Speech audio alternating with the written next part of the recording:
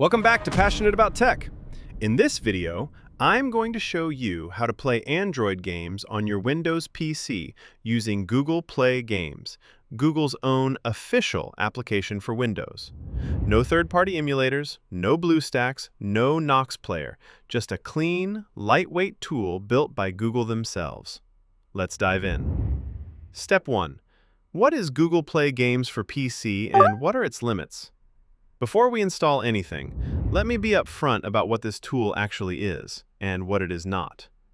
Google Play Games for PC is Google's official way to run Android games directly on Windows. It is not a general-purpose Android emulator. You cannot use it to run every Android app you want. It is designed specifically for games, and only games that Google has officially made available for the PC version of the platform. That means the selection is more limited than what you would find on a phone or in something like BlueStacks. Many popular titles are available, and the library continues to grow, but you will not find every game from the Play Store here. I want to set that expectation clearly up front so you are not surprised later. Step 2. System requirements. Is your PC ready? You'll need Windows 10 or 11, 8 GB of RAM, and an SSD for speed.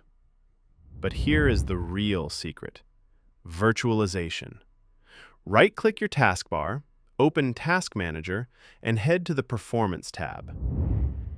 Click CPU and look for Virtualization. If it says enabled, you are good to go. If it is disabled, don't panic. You can enable it from your PC's BIOS or UEFI settings. On Intel processors, look for an option called Intel Virtualization. Enable it, save your changes, and restart your PC. The exact steps vary by motherboard manufacturer, so if you are not sure how to access your BIOS, a quick search for your specific model will point you in the right direction. Step 3. Downloading and installing Google Play Games. Now let's get the software. Open your web browser and search for Google Play Games for PC. Click the result from the official Google website. You will see a green download button on the page. Click it, and the setup file will start downloading. Once the download is complete, open the installer file. Click Install and give it a moment. The installer will automatically download all the additional components it needs in the background. This includes the virtualization layer that allows Android apps to run on Windows. Depending on your internet speed, this may take a few minutes. Just let it run until it finishes. Once installation is complete, Google Play Games will launch automatically.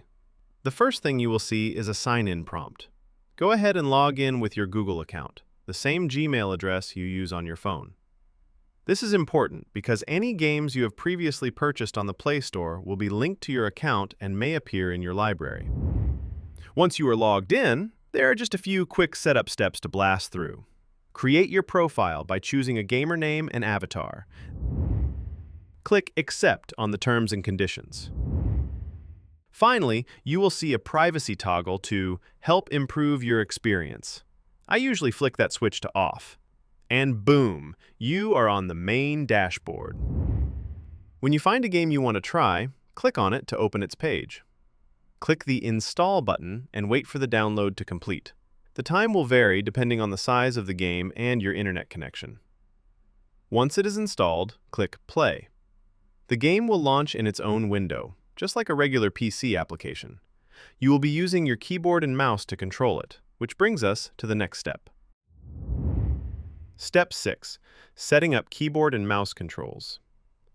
By default, Google Play Games provides a basic keyboard and mouse layout for supported games, but you can customize it to your liking. While a game is running, press Shift plus Tab at the same time to open the in-game settings overlay. From here, you can access the keyboard mapping section to reassign keys to different in-game actions.